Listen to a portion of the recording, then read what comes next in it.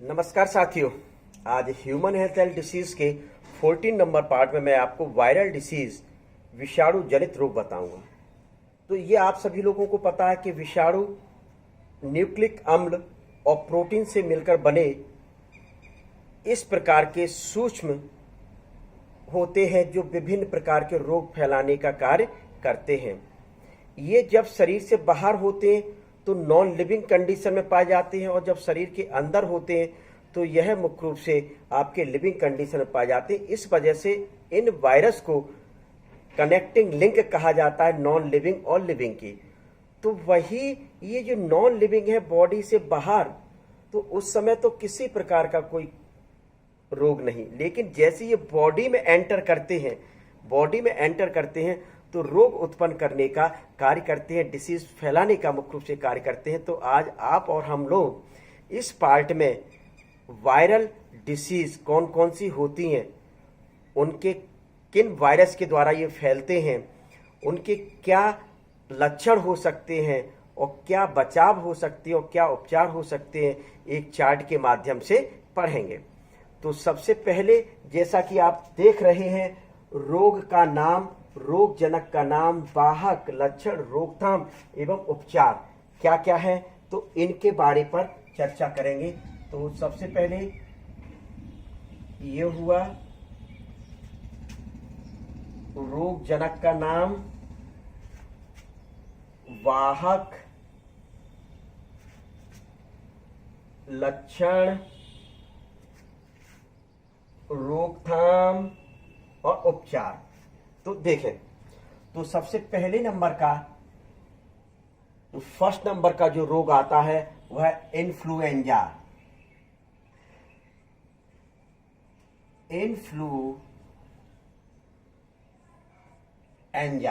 तो influenza myxo virus किसके द्वारा होता है?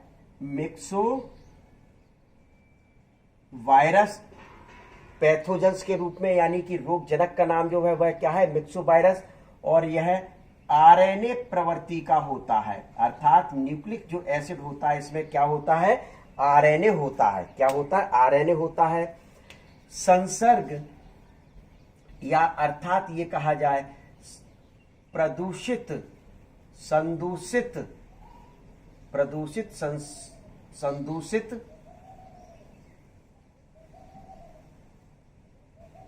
के टच में आने पर, टच में या संपर्क में आने पर, विशेष ध्यान रखें कि जो वायरल डिसीज हैं वह वायरल डिसीज वाले पर्सन के संपर्क में यदि कोई व्यक्ति आता है तो अधिकांश इसमें जो वायरल डिसीज में बताऊंगा अधिकांश में यही वाहक होंगे। तो एक बार मैं वाहक बता देता हूं, संसर्ग के दौरान, या फिर ये कहा जाए कि किसी के संपर्क में यदि कोई रोगी व्यक्ति है तो उसके संपर्क में आते हैं तो ये बीमारियां हो जाती है। वह खांसता छींकता है, तो जिसके फलस्वरूप उनके जो पैथोजेंस है उस स्थान पर पहुंच जाते हैं। यदि उनके संपर्क में आप और हम लोग आ गए तो उनमें मुख्य रूप से ये बीमारी उत्पन्न कर देते हैं। तो ये आपका क्या हुआ? वाहक। फिर जो इसके लक्षण हैं, जैसे छींकना, खांसना, यानी कि स्नीजिंग एंड कफिंग, क्या स्नीजिंग एंड कफिंग मुख्य रूप से इसके अंतर्गत आते हैं। और जो रेस्पिरेटरी ट्रैक्ट होता है उसमें इन्फ्लेमेशन कंडीशन उत्पन्न हो जाती है, यानी श्वसनीय शोथ, रेस्पिरेटरी ट्रैक्ट यानी रेस्पिरेटरी वाला जो पार्ट होता है तो उसमें इन्फ्लेमेशन कंडीशन उत्पन्न हो जाती है। और ऐसे व्यक्ति जो इन्फ्लुएंजा से ग्रस्त हैं तो उसमें नोज से, नाक से पानी बहता रहता है। क्या? नाक से पानी बहना, यानी ये कंडीशन। अब इसकी रोकथाम क्या? विशेष तौर पर मैं आपको शुरुआत में कह चुका हूं, प्रदूषित या संदूषित के टच में आने पर, संपर्क में आने पर होता है। तो इसमें सभी में रोकथाम, सभी की जो रोकथाम होगी लगभग एक जैसी होगी, अर्थात मैं लिख देता हूं पृथक्करण, रोगी को पृथक्कृत कर दिया जाए, रोगी को अलग रख दिया जाए, तो आप रोकथाम आसानी से कर सकते हो। उपचार के रूप में आप और हम लोग यहाँ डॉक्टर की सलाह पर एंटीबायोटिक्स का उपयोग कर सकते हैं। डॉक्टर की सलाह पर एंटीबायोटिक्स का उपयोग किया जा सकता है। तो ये आपका पहला नंबर हुआ, ये पहला नंबर। दूसरा जो नंबर आता है, क्या दूसरा नंबर चिकन पॉक्स।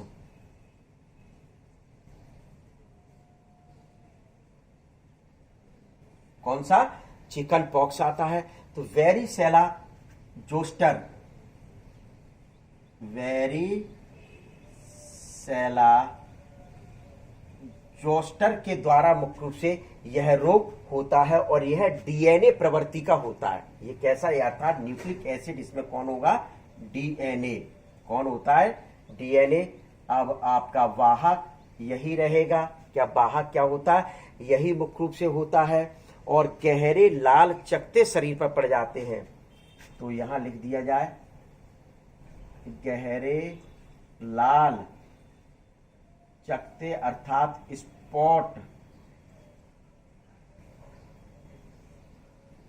पड़ जाते हैं और बाद में यह फुंसी मवाद के रूप में। तो ये मुख्य रूप से इनके क्या होते लक्षण। और रोकथाम आपका क्या होगा? वही रोकथाम कर दिया गया। और वैक्सीन, टीका, क्या इसका? क्या वैक्सीन का डॉक्टर की सलाह पर मुख्य रूप से उपयोग करना चाहिए। और दूसरा जोस्टर इम्यूनोग्लोब्युलिन डॉक्टर की सलाह पर उपयोग करना चाहिए। तो ये आपकी कौन सी दूसरी नंबर की वायरल डिसीज होती है ये। अब थर्ड नंबर की जो वायरल डिसीज आती है वह है पोलियो। सभी ने सुना होगा कि जब पोलियो जो वायरस होता है वह बॉडी में प्रवेश कर जाता है तो मसल्स को इफेक्टेड करता है, अर्थात लकवा मार जाता है। क्या? लकवा मार जाता है। तो ये आप लिख दें यहां कौन सा? पोलियो वायरस जो आरएनए प्रवृत्ति का होता है। किस प्रवृत्ति का होता है? आरएनए प्रवृत्ति का होता है। यह जो वही कंडीशन के किसी भी संदूषित प्रदूषित के माध्यम से शरीर में पहुंच सकता है, ये पहुंचा दिया गया। मांसपेशियां में सिकुड़न आ जाती है। मांसपेशियों में, इसमें कैरेक्टर में बता सकते हो, जो मसल्स होती हैं, मांसपेशियां में सिकुड़न और लकवा, ये आपका क्या है? फिर इसके बाद रोकथाम। क्या? रोकथाम में वही पृथक्करण, इसका कोई वो नहीं है। आप कहा जाए कि मतलब सीधे सीधे इसके संपर्क में नहीं आना चाहिए। क्या? संपर्क में इसके नहीं आना चाहिए। ये नहीं कि रोगी से पृथक्करण के पोलियो जिसको हो गया अब भैया उसके संपर्क में आ गया तो उसको हो जाएगा। पृथक्करण से तात्पर्य क्या है कि नीचे सीधे सीधे मुख्य रूप से पोलियो वायरस के संपर्क में नहीं आना चाहिए, पोलियो वायरस से दूर रहना चाहिए। तो ये आपका क्या होता है? मांसपेशियां। फिर वही टीका, वैक्सीन डॉक्टर की सलाह पर। आप लोगों ने देखा होगा कि अमिताभ बच्चन जी के माध्यम से हमारी सरकार मुख्य रूप से पोलियो की दवाई पिलाती है। क्या? पोलियो की दवाई पिलाती है। लगभग भारत पोलियो विमुक्त हो चुका है, पोलियो मुक्त हो चुका है। अब भारत में पोलियो ना के बराबर है। तो ये आपकी कौन सी? पोलियो, फोर्थ नंबर की। अब फोर्थ नंबर की आती है हेपेटाइटिस, वही वायरस हेपेटाइटिस वायरस यहां लिख दिया जाए बी वायरस, मैं लिख रहा हूं क्लियर। यहां मैं सिर्फ आपके एक डिसीज के बारे में, हेपेटाइटिस बी के बारे में चर्चा कर रहा हूं, जो बहुत ही खतरनाक बीमारी और यकृत से रिलेटेड होता है। इसमें यकृत कोशिका नष्ट हो जाती है, जिसके कारण व्यक्ति की मृत्यु की संभावना ज्यादा होती है। तो ये आपके हेपेटाइटिस बी जो डीएनए, इसमें न्यूक्लिक एसिड होता है। इसके अलावा और जो हेपेटाइटिस, कई प्रकार की हेपेटाइटिस हैं, उनमें मुख्य रूप से आरएनए क्या होता है, न्यूक्लिक एसिड के रूप में पाया जाता है। अब इसका वाहक तो आपको लगभग वही सभी को पता है, कैरेक्टर में बताया जाता है यकृत का नष्ट होना, यकृत का नष्ट होना, और आपका वैक्सीन, डॉक्टर की सलाह पर वैक्सीन लगवा लेना चाहिए, ठीक है। तो ये फिर इसके बाद आता है मिज़ल्स या खसरा, आप लोगों ने सुना होगा। 5वें नंबर का रोग कौन सा है, खसरा या मिज़ल्स। तो क्या मिज़ल्स भी लिख दूं, चलिए ये लिख दिया ब्रैकेट में, खसरा या मिज़ल्स। रूबेला वायरस के द्वारा, किसके द्वारा होता है, रूबेला वायरस, तो यहां लिख दिया जाए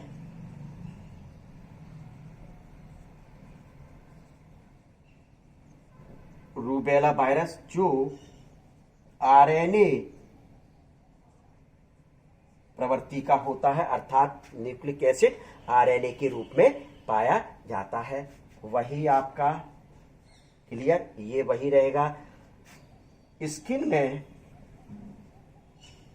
दाने पड़ने लगते हैं, क्या स्किन में दाने पड़ने लगते हैं, और कफिंग यानी कि खांसी होती है, क्या होती है, खांसी होती है। और आपका वैक्सीन का प्रयोग डॉक्टर की सलाह पर करना चाहिए। किसका प्रयोग, वैक्सीन का प्रयोग डॉक्टर की सलाह पर करना चाहिए। और इसके अलावा डॉक्टर एंटीबायोटिक्स वगैरह का भी प्रयोग करते हैं। तो ये हुआ हेपेटाइटिस।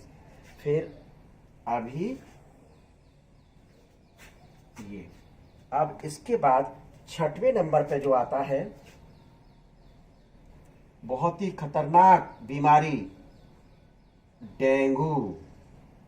क्या, बहुत ही खतरनाक बीमारी मैं आपको बताने जा रहा हूं, डेंगू। यह विषाणु DEN, विषाणु DEN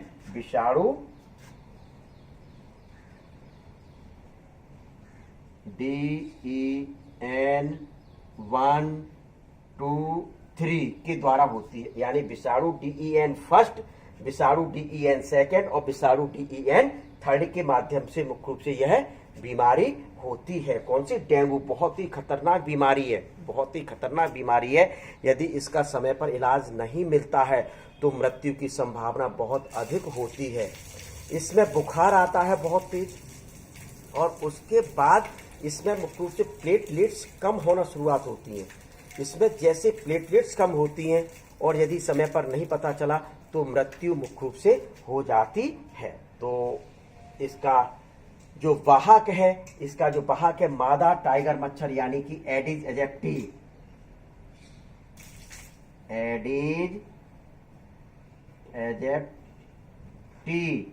मच्छर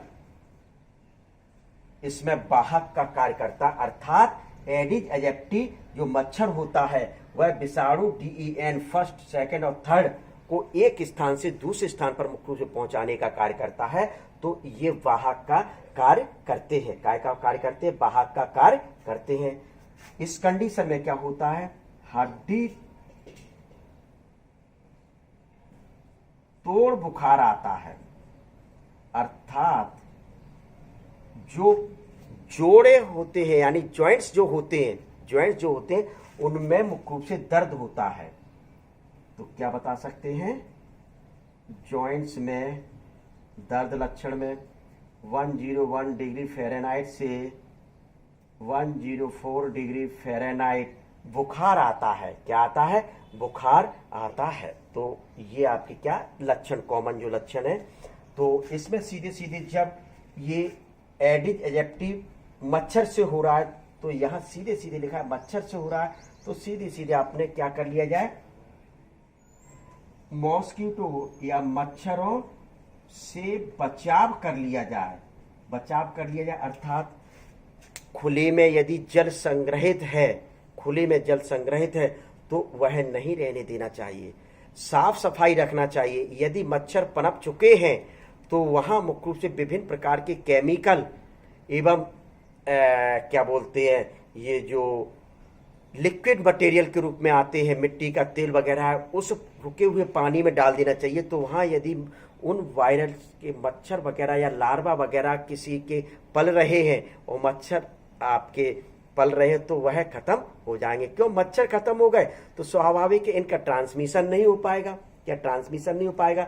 और ट्रांसमिशन नहीं होगा तो मुख्य रूप से यह रोग डेंगू नहीं होगा। और ये सीजन इनका शुरुआत हो चुका है। तो लगभग मतलब बताया जाता है कि अगस्त से लेके अक्टूबर तक या नवंबर तक का जो सीजन होता है वह डेंगू रोग का होता है। तो इस समय मुख्य रूप से आपका यह रोग शुरुआत हो चुका है। अर्थात आप और हम लोग इस समय सितंबर के माह में चल रहे हैं, सितंबर के माह में चल रहे हैं, तो निश्चित तौर पर मुख्य रूप से डेंगू की शुरुआत होने वाली है या हो चुकी है धीरे धीरे। तो कूलर वगैरह जो रहते हैं उसको खाली कर देना चाहिए। इस समय कूलर में पानी नहीं भरा होना चाहिए, सबसे ज्यादा नुकसानदायक होता है। तो ये आप क्या कर सकते हैं, मच्छरों से बचाव इस प्रकार से कर सकते हैं। फिर इसमें उपचार क्या दे सकते हैं? पैरासीटामोल सभी लोग जानते हैं। क्या? एक इस प्रकार की ड्रग्स है जो टेम्परेचर को कम करने का कार्य करती है। काय का कार्य करती है? टेम्परेचर को कम करने का कार्य करती है। तो पैरासीटामोल दे दो तो उससे सही हो जाता है। और दूसरा जो रुधिर प्लेट्स जो हैं कम हुई हैं, अब ब्लड ग्रुप किसी व्यक्ति का मैच हो रहा है तो उस व्यक्ति के ब्लड ग्रुप को मुख्य रूप से अर्थात रुधिर प्लेटलेट्स को चढ़ा देना चाहिए। तो उपचार में यही लिख दें, ब्लड प्लेटलेट्स को चढ़ाना एवं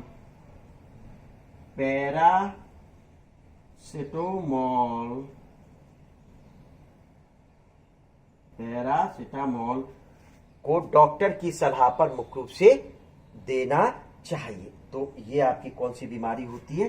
डेंगू। बहुत ही खतरनाक बीमारी है बच्चों। तो ये आपकी क्या हुई? डेंगू हुई। अब 7वें नंबर पे जो बीमारी आती है वह भी खतरनाक बीमारी है, सुना होगा, चिकुनगुनिया। कौन सी बीमारी है? चिकुनगुनिया। यह बीमारी अल्फा विषाणु किसके द्वारा होती है? अल्फा विषाणु के द्वारा मुख्य रूप से होती है। और इसका जो कैरियर होता है वह एडिस एजिप्टी मच्छर, इसका जो कैरियर होता है वह एडिस एजिप्टी मॉस्किटो होता है। तो मैंने मुख्य रूप से ये लिख दिया। फिर इसका जो कैरेक्टर है, इनके जो कैरेक्टर होते हैं तो वह 102 डिग्री फ़ारेनहाइट से 104 डिग्री फ़ारेनहाइट बुखार आता है। क्या? बुखार आता है। रोग में रोगी का शरीर झुक जाता है। इस रोग में रोगी का शरीर झुक जाता है। तो मैं लिख देता हूं, रोगी का शरीर झुक जाता है। तो ये शरीर झुक गया। सर में दर्द रहना, क्या? अनिद्रा का रहना, सर में दर्द बना रहता है, अनिद्रा बनी रहती है। तो इस प्रकार के लक्षण इसके अंतर्गत आते हैं। अब रोकथाम चूंकि वही है मच्छर वाला, तो यहां लिख दिया जाए मच्छरों से बचाव, अर्थात जल का भराव नहीं रहने देना चाहिए, वाटर स्टोरेज नहीं होने देना चाहिए। और जो पानी आप और हम लोग पीते हैं तो उसको बंद करके रखना चाहिए। उसको क्या? बंद करके रखना चाहिए। तो उससे आप और हम लोग बच सकते हैं। तो फिर उपचार में डॉक्टर की सलाह पर क्लोरोक्विन फॉस्फेट का उपयोग करना चाहिए। तो यहां लिख दिया जाए, क्लोरोक्विन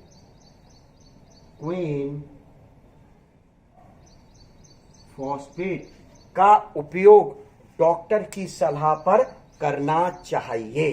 तो ये आपके क्या होते हैं, कुछ वायरल डिसीज है। और भी बताना चाहें तो आजकल आप देखते हैं कि मौसम जब उतरता है चढ़ता है, सीजन जब चेंज होता है, तो उस दौरान एक कॉमन कोल्ड बीमारी हो जाती है। कौन सी बीमारी होती है? कॉमन कोल्ड बीमारी होती है। इस कॉमन कोल्ड बीमारी में क्या होता है, जुकाम, खांसी, कफ, स्नीजिंग वगैरह आते हैं, नाक से पानी बहता रहता है। तो ये भी एक बीमारी वायरल बीमारी होती है, वायरल डिसीज होती है। कौन सी डिसीज होती है? वायरल डिसीज होती है। तो डॉक्टर की सलाह पर एंटीबायोटिक्स वगैरह लेकर इसका आप बचाव कर सकते हैं। तो ये कॉमन कोल्ड डिसीज जो होती है, यह भी संक्रमण बीमारी होती है। आप और हम लोग छींकते हैं, खांसते हैं, तो रूमाल लगाकर छींकना खांसना चाहिए। नहीं तो क्या होता है कि आप और हम लोगों ने रूमाल नहीं लगाया हुआ या कोई कपड़ा नहीं लगाया, हाथ नहीं लगाया, तो जैसे ये एनवायरनमेंट में आते हैं और व्यक्ति यदि थोड़ी दूरी पर भी है तो इस स्थान से उस स्थान पर पहुंच जाते हैं और वह व्यक्ति भी संक्रमित हो जाता है। क्या वह व्यक्ति भी संक्रमित हो जाता है? तो ये मुख्य रूप से ये कॉमन कोल्ड है, लगभग 3 से 7 दिन में अपने आप सही हो जाती है। यदि किसी को प्रॉब्लम होती है, यदि किसी को प्रॉब्लम होती है तो डॉक्टर की सलाह पर एंटीबायोटिक्स का प्रयोग कर लेना चाहिए। और ये जो बीमारी होती है यह राइनो वायरस के द्वारा होती है। किसके द्वारा होती है? कॉमन कोल्ड राइनो वायरस के द्वारा होती है। तो इस प्रकार से आप इस चार्ट को माध्यम से विषाणु जनित रोग या वायरल डिसीज के बारे में बता सकते हैं। तो ये है आपका ये। जब अब अगला जो पार्ट आएगा, 15 नंबर का पार्ट आएगा, उस 15 नंबर के पार्ट में मैं आपको बैक्टीरियल डिसीज यानी जीवाणु जनित रोग के बारे में चर्चा करूंगा।